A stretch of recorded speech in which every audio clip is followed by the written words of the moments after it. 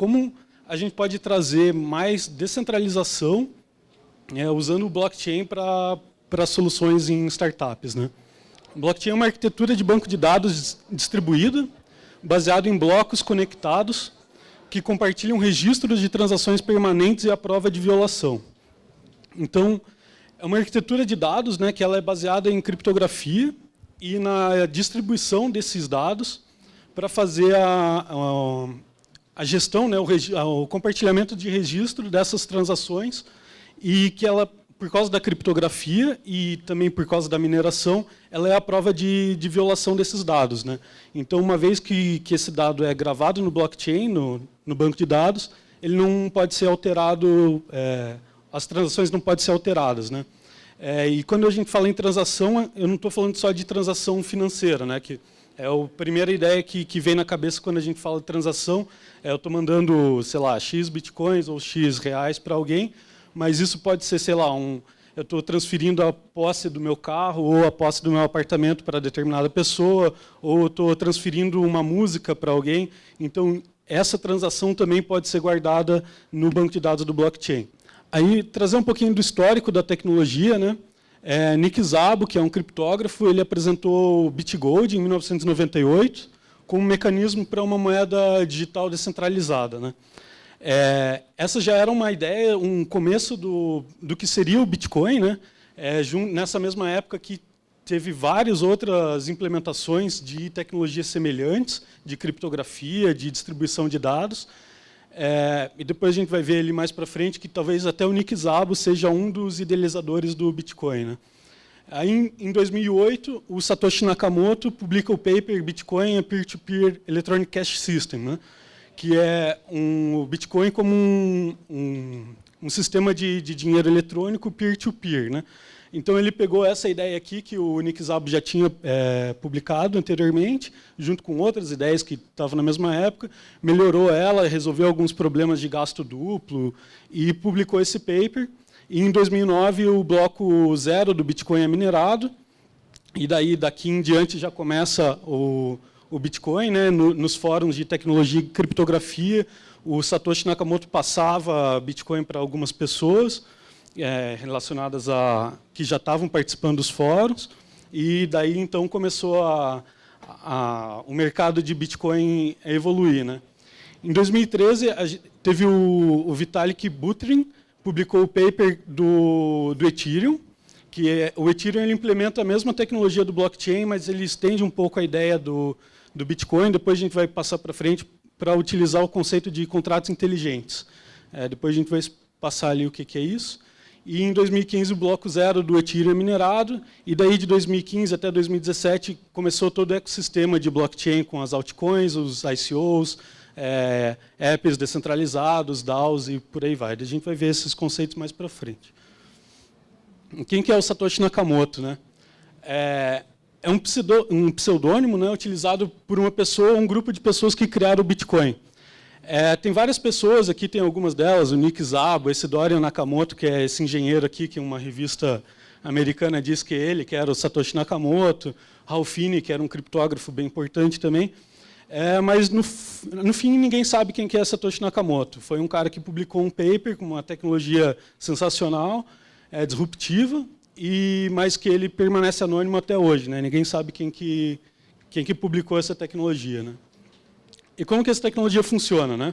Então, alguém solicita uma transação, essa transação ela é enviada para a rede, né? Para a rede do Bitcoin, aqui no caso do Bitcoin, né? Do blockchain.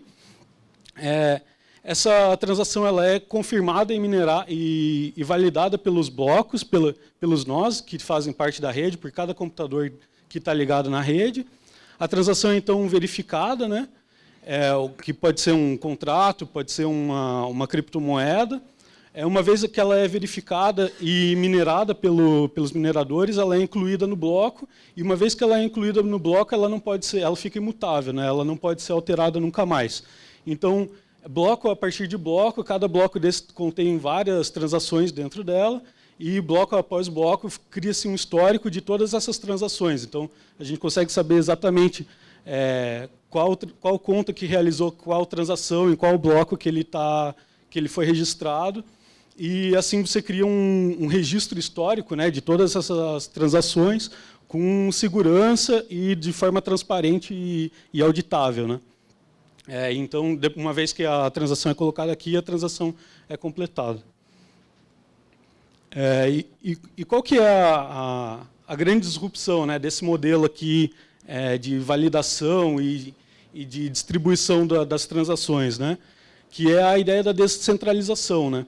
Hoje a internet ela foi originalmente criada para ser descentralizada, né, para rodar em vários servidores, tudo, mas hoje a gente vê uma internet muito centralizada, em poucos servidores, por exemplo, da Amazon, do Google, concentrando grande parte dos sites que estão rodando na internet, e com uma rede mais descentralizada e, melhor ainda, distribuída, a gente consegue alcançar vários benefícios com isso, né? Com mais segurança, mais robustez do sistema, porque uma vez que um nó desse aqui cai, os outros podem servir o conteúdo. Então, e no caso do blockchain, funciona da mesma maneira. Então, quando ele está distribuído, todos os nós fazem o papel de validar as transações e de incluir as transações dentro do bloco, né? Então, a gente tem dois tipos principais. Aqui está os blockchains públicos, onde os usuários são anônimos, e os blockchains privados, aqui em azul, onde os usuários não são anônimos.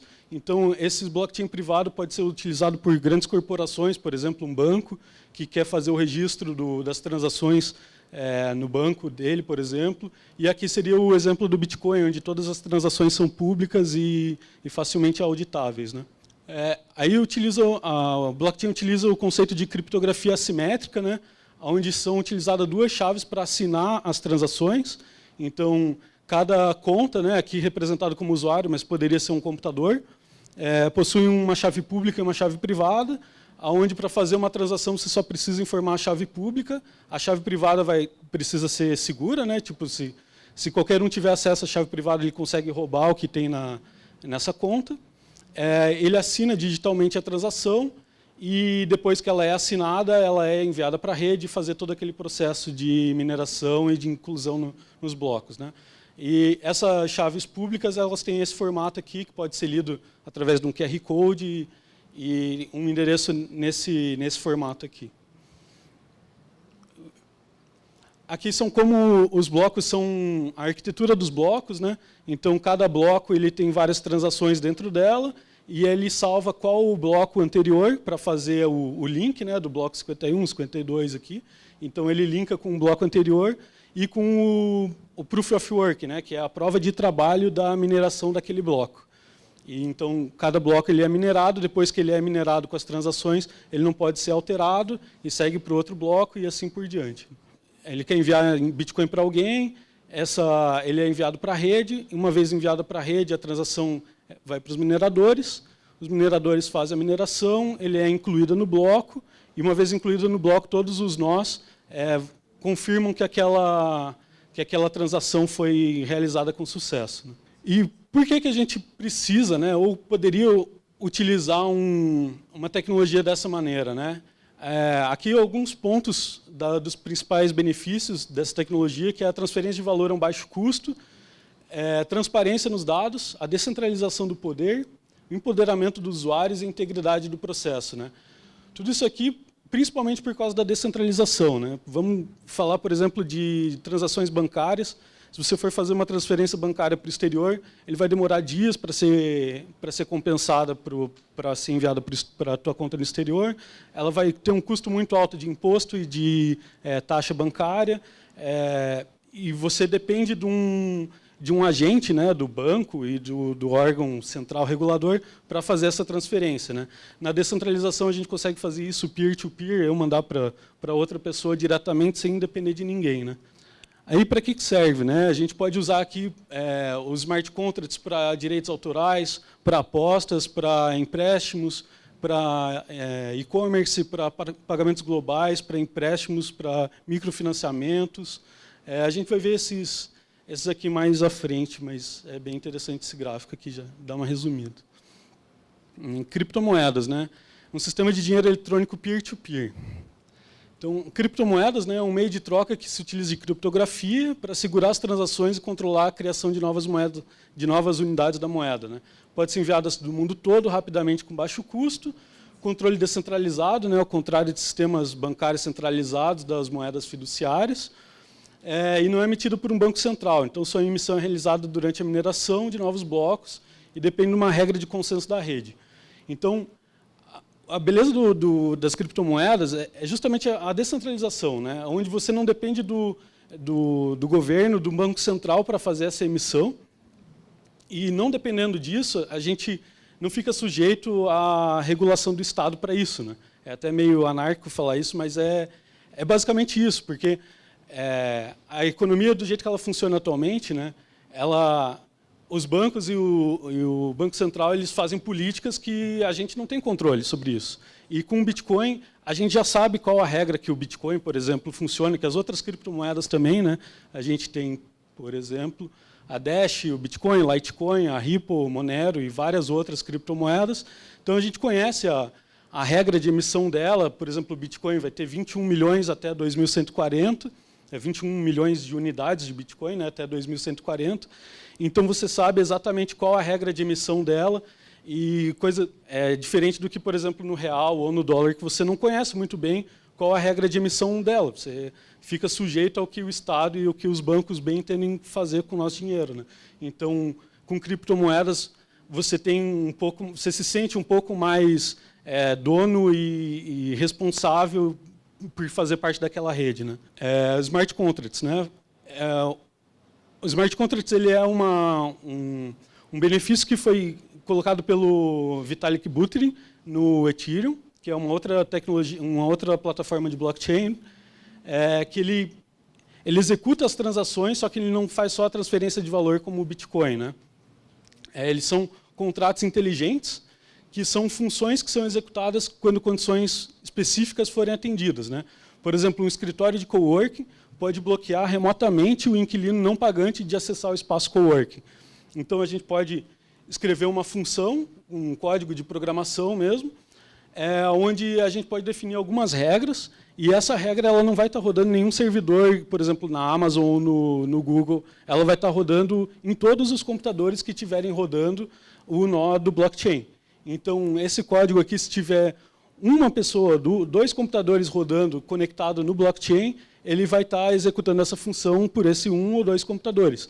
Então, a gente não depende de um servidor único e central que, se ele for atacado e alterar esse código, uma vez que a gente colocar esse código na rede, ele nunca vai ser alterado e a gente tem a confiança de que ele vai ser executado com sucesso, né? Blockchain, a gente tem que você é responsável por tudo que está no blockchain. Então, se a gente escreve um código desse e ele tiver um bug, e você colocar esse código com bug no blockchain, você não tem como alterar depois. E todas as pessoas que estiverem entrando naquele contrato, executando as funções aqui dentro, elas têm que ter acesso, porque o código é público, né? Então, elas têm acesso e elas vão conhecer o código. Então, elas conseguem auditar para saber se elas querem aceitar fazer parte daquele código ou não. Então, hoje já tem até empresas que fazem justamente isso, fazem a auditoria do código para saber se ele tem bug ou se tem algum tipo de problema. Aqui, algumas empresas que trabalham com o smart contract, né, alguns projetos de blockchain, o Ethereum, Neo, Hyperledger e a Rootstock. Outro conceito que foi favorecido pelo blockchain é a economia compartilhada, né, que seria a descentralização do Uber, do Airbnb e do eBay, por exemplo. Vamos imaginar que, por exemplo, para a gente pegar uma corrida com o Uber ou alugar um quarto no Airbnb, você depende dessas empresas para fazer essa negociação, né? Para entrar em contato com a pessoa, com o motorista do Uber, por exemplo, você precisa que o Uber tenha a plataforma rodando para fazer para contratar a corrida dele, né? E num esquema de descentralização, por exemplo, com um smart contract, você poderia fazer a contratação diretamente com o motorista, sem depender do Uber. Então, é vantagem para o motorista, porque ele não depende do Uber para cobrar taxa, nem nada disso.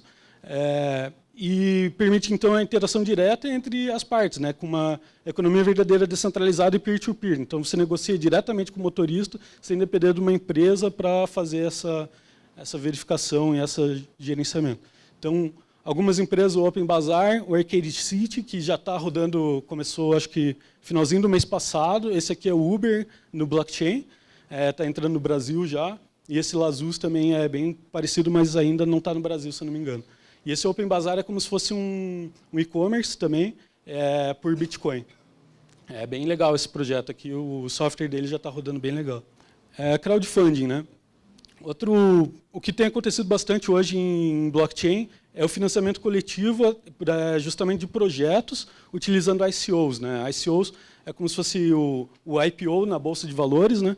O IPO é o Initial Public Offering, que é quando uma empresa está lançando as ações na Bolsa, né? E aqui o ICO é o Initial Coin Offering, né? Quando você está lançando novas moedas, né?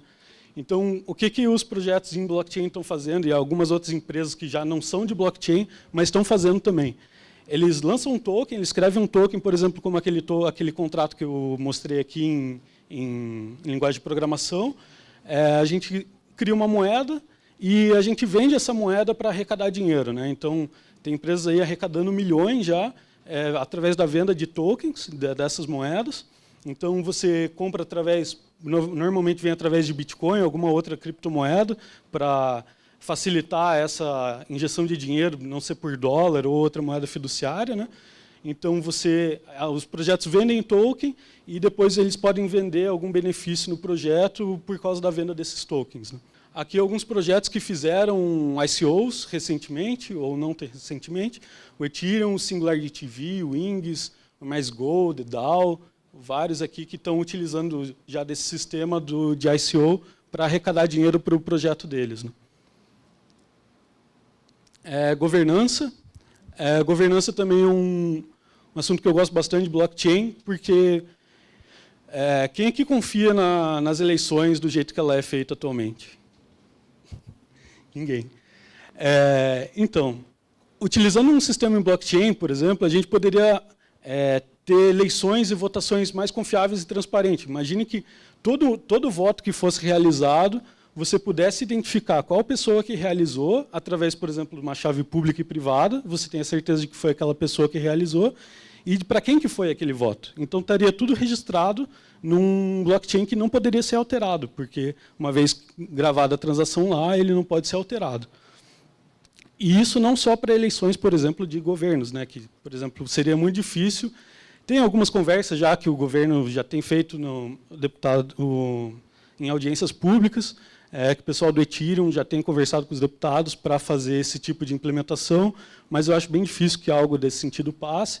Mas, se não entrar, por exemplo, no nosso governo, poderia ser utilizado para uma empresa privada, por exemplo. Você poderia fazer as eleições da tua empresa, tomada de decisões, todas através de blockchain, usando contratos inteligentes para automatizar esse processo e ter a auditoria, né, dessas votações e o registro histórico dessas votações. Aqui, alguns projetos que podem ser utilizados para isso, Ethereum e Aragon. O Aragon oferece uma solução completa para você gerenciar a tua empresa, você não precisaria escrever nenhum contrato, ele já traz alguns modelos próprios de votação, é bem bacana. Outra coisa que pode ser utilizada é em cadeia de suprimentos. Então, com blockchain traz a rastreabilidade e a transparência, né? Imagine, por exemplo, a possibilidade de auditar, né, a cadeia de suprimentos para uma variedade de bens de consumo, por exemplo, garantiu que o peixe vendido num restaurante sushi no Japão tenha sido criado de forma sustentável por seus fornecedores na Indonésia. Então, penso que cada peixe que saia da Indonésia, ele tem que ser feita uma transação registrando que aquele peixe está saindo de determinado lugar ou de toda uma cadeia produtiva da fabricação, sei lá, de uma geladeira, de um fogão, por exemplo. Você consegue ter todas as transações num histórico em blockchain, né? Então, o registro distribuído baseado em criptografia, data e localização fornece uma maneira fácil de certificar que os bens que compramos são genuínos, né? Porque tem toda essa rastreabilidade e confirmação das transações. Armazenamento de arquivos. Por exemplo, o Google Drive, né? O Google Drive, o OneDrive, Dropbox, esses tipos de serviços, eles são centralizados, né? Eles possuem toda a arquitetura de replicação dos dados deles para garantir a segurança da empresa, mas, de certa forma, ele ainda está centralizado pela própria empresa, pela própria gestão da empresa. Mas pense, por exemplo, quem que baixa torrent? Ou já baixou torrent, né? Uma galera. Então, pense num modelo de gerenciamento de arquivos que ele seja todo baseado como se fosse torrent, só que em blockchain. Então, ao invés de ser as transações do blockchain que estão distribuídas entre todos os nós que fazem parte da rede do blockchain, pense que cada nó desse tivesse um pedaço do arquivo e quando você quiser acessar esse arquivo, você acessa o hash que está no blockchain desses nós, e esse nó vai servir para você os arquivos que você necessita, né? Então, isso poderia ser gerenciável, por exemplo, usando um contrato inteligente para saber se o cara pode ou não baixar o arquivo, e isso estaria livre, não estaria centralizado num servidor só, estaria em todos os computadores que fazem parte da rede do blockchain. Então, armazenando arquivos dessa maneira, a gente não tem mais o relacionamento centralizado, né? E acelera a transferência de arquivos e a taxa de transmissão, por ele estar acelerando e não estar servindo de um único servidor, né? Está servindo de vários lugares. Aqui alguns projetos que já estão bem consolidados, IPFS e Storage funcionam bem legal, Filecoin e SCIA já são um pouco mais recentes, mas o IPFS funciona bem legal para esse tipo de transferência de arquivo. Mercado de previsão. É possível prever o futuro? Utilizando blockchain e um pouco de machine learning, inteligência artificial e matemática e estatística, a gente poderia utilizar o blockchain para fazer essa previsão de futuro. Tem algumas empresas, alguns projetos em blockchain, como o Augur e o Gnosis, que eu vou mostrar ali depois, eles fazem justamente isso. Você pode fazer uma pergunta, por exemplo, quem vai ser o presidente do Brasil no ano que vem, e as pessoas meio que apostam qual que vai ser o resultado, e o resultado que for o verdadeiro, né, ganha uma recompensa por isso. E com base nisso, você vai ganhando reputação por isso, né? Então, você sabe que quando aquele cara, se ele acerta várias respostas, você confia naquele cara. Então, quando ele responder uma próxima pergunta, você já tem um pouco mais de certeza que aquele próximo evento vai se tornar realidade. E você sabe que aquele cara ele está realmente falando a verdade por causa do histórico dele no blockchain. Então, todas as transações e as apostas que ele fez dos eventos passados vão estar em blockchain e a reputação dele vai sendo construída ao longo do tempo, né? O único problema aqui, então, é a tecnologia de sabedoria de multidão, né, que vai prevendo essa probabilidade do evento acontecer. O único problema disso aqui é como que a gente já entrou em várias discussões assim, com o pessoal que trabalha comigo, tudo. Como que a gente verifica que o evento ocorreu de verdade, né? Por exemplo, uma vez que você apostou nisso, quem que vai dizer que o evento ocorreu de verdade? Então, é um modelo que tem que se estudar bem como que os eventos que acontecem no mundo real vão ser validados numa base distribuída e digital, né? Aqui o Gnosis e o Augur, que fazem esses mercados de previsão. E a proteção de propriedade intelectual, né? A garantia do direito pela criação. Então, imaginem que você escreveu um código de computador, ou escreveu uma música, ou produziu uma música mesmo, um áudio, ou fez um trabalho de ciência e produziu um paper, algo nesse sentido, e você quer proteger ele contra cópia e garantir o direito pelaquela criação, né? Você poderia registrar esse documento no blockchain, utilizando, o hash, por exemplo, transformar o arquivo num hash de computador, gravar esse hash na internet, no blockchain, e uma vez que ele está salvo lá, você pode falar, se uma outra pessoa aparecer com aquele documento, você pode falar, não, esse documento fui eu que criei, e eu salvei ele em tal dia, porque a transação vai estar registrada no blockchain, eu salvei ele em tal dia, está aqui a prova, se você acessar aqui o hash do arquivo está aqui, está registrado lá, fui eu que registrei. E isso você pode levar, por exemplo, se tiver uma disputa judicial, algo nesse sentido, por causa do direito autoral daquele trabalho, você pode levar isso para um júri, para o juiz, para fazer a avaliação disso, né? E é justamente o que a empresa, a Original My, que é uma empresa brasileira em São Paulo, eles fazem justamente isso. Você envia teu arquivo para lá, eles salvam o hash, você pode pagar em real ou em Bitcoin, e vai ficar o hash do teu arquivo salvo lá. Então, se você mandar o arquivo para eles, você consegue fazer a verificação se aquele arquivo que você está mandando, testando, é realmente o teu arquivo ou não, e se ele está salvo lá. Aqui o Singularity TV e o Ojo, eles trabalham mais com, e o Mycelia também, com entretenimento, então música, o Ojo e o Mycelia para música, e o Singularity TV para vídeo, principalmente, e jogos. E o Steemit é um projeto que eu gosto muito, que pensa numa rede social, o Steemit nada mais é do que uma rede social que, por exemplo, o Facebook, né? O Facebook ele é uma empresa bilionária que a gente posta conteúdo lá, dá like, comenta e participa lá o dia inteiro. E a gente fica criando conteúdo para o Facebook ganha bilhões com os anunciantes, com as empresas que anunciam no Facebook, e a gente, como usuário, o que ganha?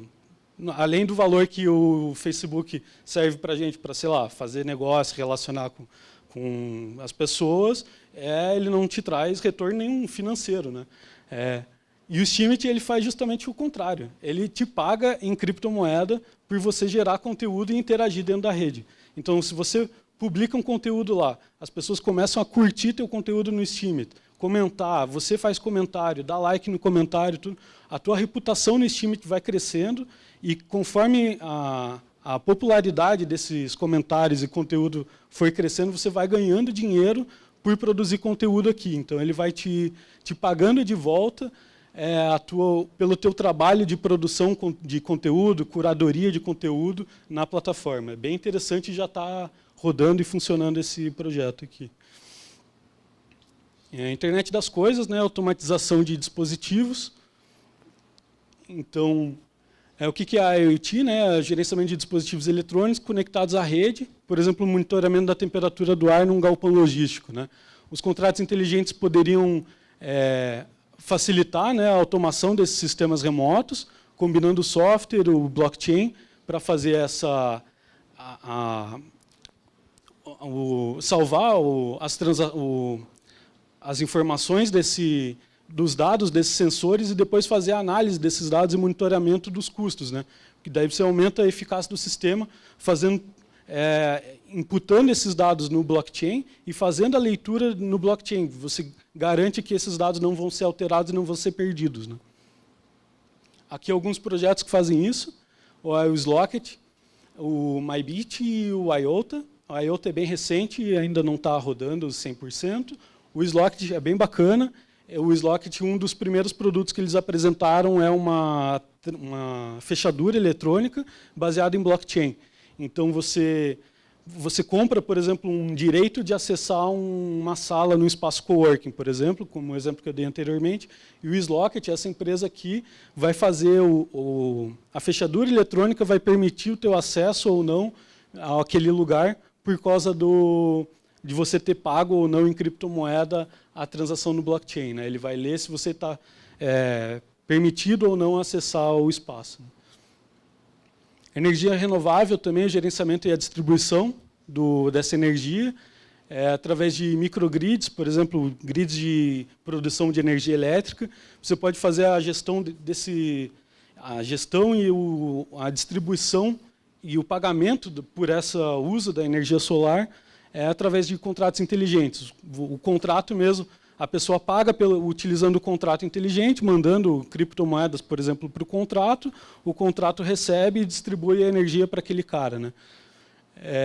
E isso pode ser utilizado para vários outros aplicações em IoT. Esse é só mais um, né, de energia renovável, mas pense que pode ser aplicado para vários outros sistemas de IoT que você não depende da interação humana, né? Ele vai ser descentralizado e executado automaticamente pelos contratos inteligentes. Gerenciamento de identidade. Também pense, por exemplo, naquele sistema de eleição que eu falei anteriormente, de votação, como que a gente faria a validação e o controle de acessos, né, de identificar qual pessoa que votou em determinado cara na eleição, na votação da empresa, né? Então, através de criptografia, usando chave pública e privada, a gente consegue, e da digitalização de um documento, por exemplo, RG, CPF, a gente conseguiria fazer validar que aquele determinado usuário é ele mesmo por causa da chave criptografada dele, né? Então, só ele conseguiria assinar uma transação, fazer votar em algum contrato utilizando a chave privada dele. Se o outro cara tentar usar a chave pública dele para fazer uma votação, não conseguiria, né? Aqui alguns projetos que trabalham com identidade com gerenciamento de identidade, e o Port é mais antigo, o Civic é mais novo, mas é um pouco mais robusto que o Port.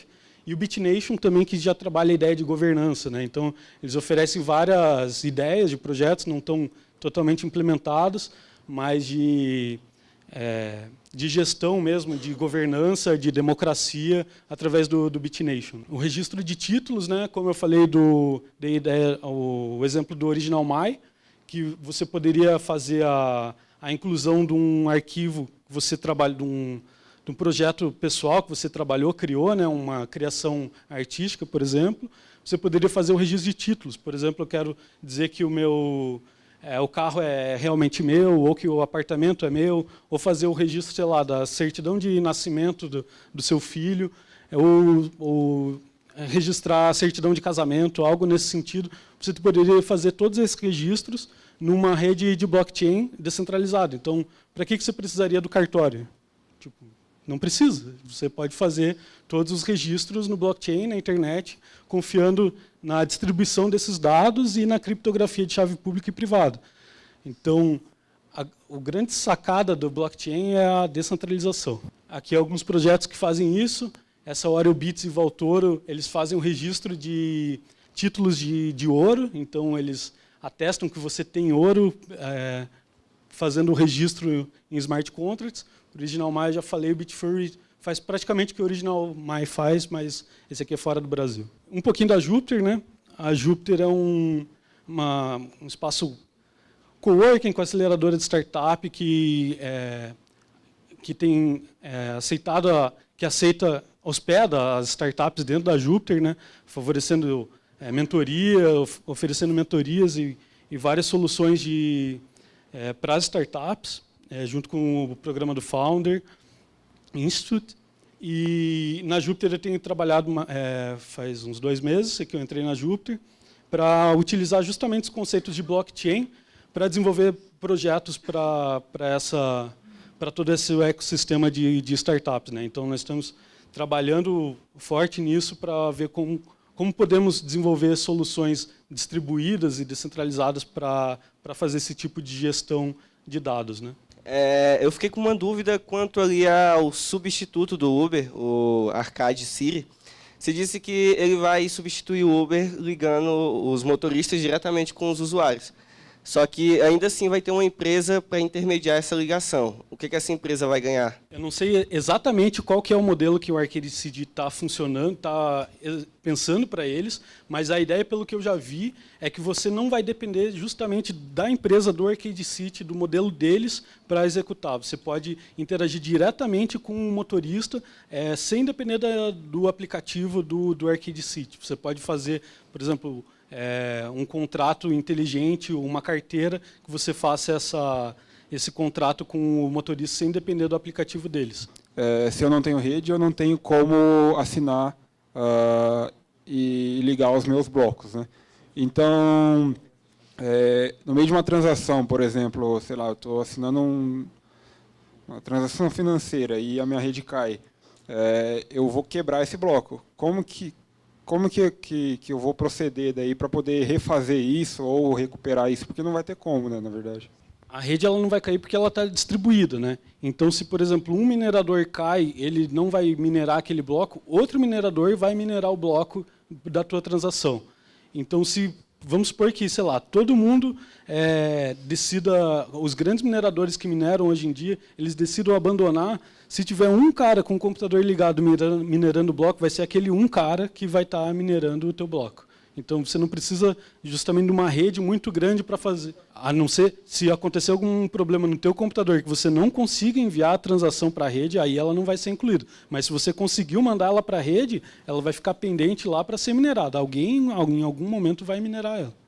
Depende da rede que você criar. Por exemplo, se você entrar no Ethereum, no site do Ethereum, ele tem toda uma documentação que já está bem legal hoje em dia para desenvolvimento de smart contracts. Então, no site do Ethereum tem o Solidity, que vai ser a linguagem de programação que você vai utilizar para escrever a tua regra do teu token. Ele utiliza um conceito que eles implementaram de ERC20 token, e essa não é bem implementação o nome, uma especificação. Eles especificaram essa especificação do ERC20 token, onde ele te dá alguns parâmetros e algumas funções que um token, uma moeda, tem que ter para ela ser interpretada pela rede. Então tem lá de transferência, de total supply, de quantidade máxima que vai ter de tokens. Isso, e como que ela vai ser executada. Então, além disso, você ainda pode criar outras regras que o teu token vai executar. Tem. No próprio Ethereum tem um site que você consegue... Lá no site do Ethereum tem uma parte que é como se fosse um compilador de código, onde você consegue já testar uma ideia online mesmo. Você vai escrevendo em Solidity e já gera o código para você fazer um debug ali inicial e testar antes de subir na rede. E daí, depois que você faz esse debug numa ideia online, você ainda tem 3 redes que você pode subir o teu contrato para fazer um teste antes de gastar realmente Ether para executar essas transações. Então, tem uma rede de teste, onde você consegue pegar alguns Ethers de teste só e fazer esse teste com o teu contrato para ver se ele está executando realmente antes de jogar na rede real. Quando você envia qualquer transação que você vai executar na rede, a sua taxa que você tem que pagar, que é para você pagar um minerador para executar a tua transação lá do outro lado, né? Então, no caso do Bitcoin, quando você manda o Bitcoin para outra pessoa, além da quantidade de Bitcoin, você ainda paga uma taxinha para o minerador que vai minerar aquele bloco. E no caso do Ethereum, do Smart Contract, cada função do contrato que você executar também vai uma taxinha que o minerador vai ganhar pelo poder computacional que ele está despendendo para executar aquela função. Olhando essa tecnologia blockchain, por ser tão disruptiva, e ela tem essa proposta de descentralização, tá? Eu quero saber a tua percepção com relação ao movimento contrário à tecnologia. Exemplo, existem organizações que nem a Hyperledger, que existe lá, está movimento lá como a IBM, doutores lá em termos de instituições financeiras, grandes instituições financeiras. Então, assim, porque o interesse, acredito eu, dessas instituições, tipo o governo, é centralizar para quê? Para captar taxas, taxar e tal. O que você, a tua percepção com relação a isso? Eu acho que essas organizações elas perceberam a beleza dos benefícios da tecnologia do blockchain, mas que elas têm muito medo de abrir esses dados para o público. Eles querem ter o controle desses dados, dessas informações, sob a posse deles, mas eles querem fazer ter uma auditoria um pouco mais severa e acertada desses dados que eles mesmos têm de modo privado. Então, eles vão utilizar a blockchain para fazer o registro das transações de modo privado, para ter a auditoria dos dados, mas de modo privado para não deixar isso aberto para todo mundo. Então, eles vão querer centralizar e controlar os dados, mas usando blockchain para fazer a auditoria e o registro das transações de forma permanente na rede. Na tua opinião, assim, passasse qual o exemplo desses, ou algum que você não tenha mostrado aí, que você acha assim, o mais interessante, o mais inovador, utilizando blockchain sem ser as criptomoedas, no caso? Atualmente, os dois que eu gosto bastante é o IPFS, que é para armazenamento de arquivos, e o Steemit, que é a rede social, que são assim, projetos que já estão mais robustos, e o Ethereum também para smart contracts. O Ethereum já está bem robusto, já está há algum tempo, desde 2015. E são assim, projetos que já estão rodando. O problema que eu vejo hoje em blockchain é muito isso. Tem muito projeto que é disruptivo, inovador, que vai funcionar muito bem, que lança ICO e capta milhões de dólares em criptomoeda no ICO deles, mas eles ainda não fizeram nada. Então é muito difícil você dizer realmente, ah, não, esse projeto é bacana, tudo, aposta todas as fichas nele lá e os caras não fazem nada, entendeu? Então tem vários projetos assim que são bacanas, que estão, o IOTA tem uma proposta legal para a IoT de fazer transações sem custo, mas até o momento tipo, eles não fizeram nada. Então eu acho bem difícil assim falar de projetos que ainda não tem nada rodando na rede assim. Então seria basicamente o Ethereum com smart contracts, IPFS para registro de armazenamento de arquivos e o Steemit da rede social que já está rodando. São 3 projetos bem bacanas de acompanhar.